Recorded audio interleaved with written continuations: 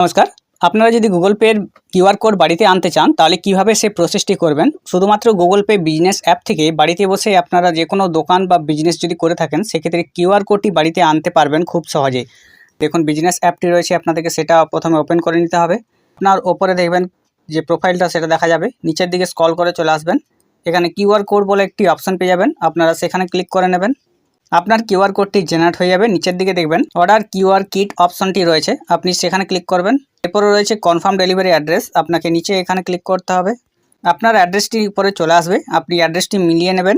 নতুবা যদি অ্যাড্রেসে ভুল থেকে থাকে সেক্ষেত্রে এডিট ডেলিভারি অ্যাড্রেস অপশানে ক্লিক করবেন। অ্যাড্রেস ঠিক থাকলে কনফার্ম অপশানে ক্লিক করবেন। এরপরে আপনার অর্ডার কনফার্ম হয়ে যাবে। আপনাকে অবশ্যই 7 দিনের ভেতরে আপনার বাড়িতে কিউআর কোডটা ডেলিভারি করা হবে, যেটা আপনি দোকান ইয়েতে ব্যবহার করতে পারবেন।